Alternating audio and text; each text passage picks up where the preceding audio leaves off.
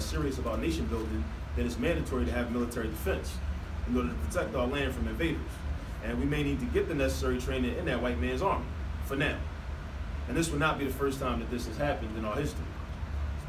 Now, in terms of trades, vocational trades, pursuing trades such as carpentry, plumbing, electrician work, etc., is also important for our people collectively, as well as on an individual basis.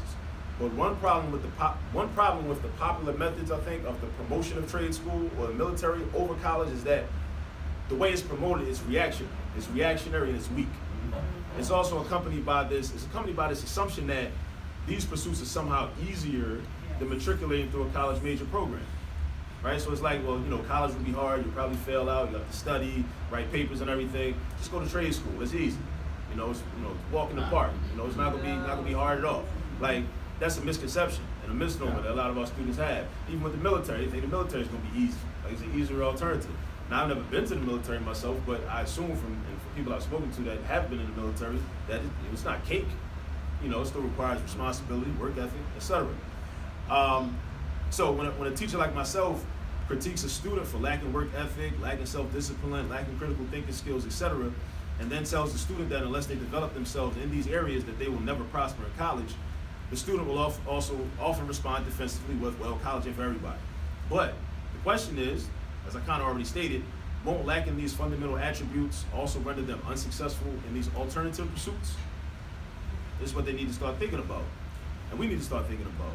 Now, I'm sure many people fail out of trade school or receive dishonorable discharges from the U.S. military for the same reasons that people fail out of 2-year and 4-year colleges. And this is not often discussed at all. Also, in our community, we have to talk about the lure of the drug trade.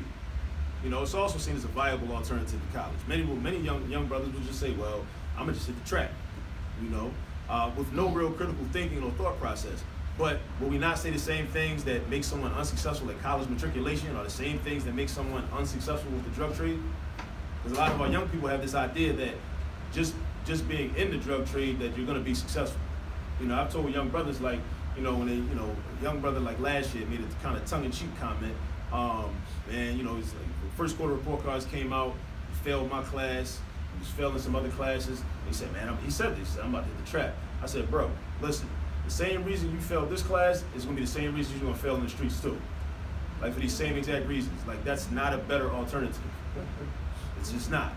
And I would also say, I would go further to say that I've never sold drugs myself, so I can't make a valid first-hand comparison, but I would assume that it's actually far more difficult to be a successful drug dealer. And I mean successful, not just involved, not just in the mix. Like, a lot of young brothers just want to be able to say they sell drugs. They don't want to really become wealthy and prosperous. They just want to be able to say that because of the social capital that's attached to that. But I would say that it's far more difficult to be a successful drug dealer than a successful college student. Because it's probably easier to stay up all night writing research papers than to stay up all night, on the block, in the trap, so to speak. It's also interesting that a lot of youth that have been prepared via what I call the school to college pipeline, in contrast to the school to prison pipeline, they often will not say these things like college ain't for everybody.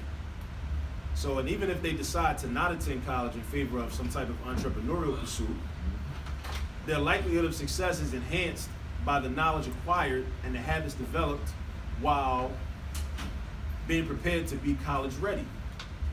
It seems that the issue is not whether college, so here's the thing, it's one major thing I think.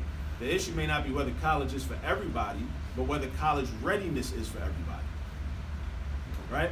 College readiness development is an issue of social engineering because the capitalist society needs drug dealers, strippers, security guards, fast food workers, grocery store cashiers, etc. until these positions are replaced by computerized substitutes. We have to start thinking about the future and how the computers are going to affect the job market. And if everyone were college ready, who would work in these menial and easily replaceable jobs? This is something to think about. But what if those that say, well, they know people that do well that did not attend college?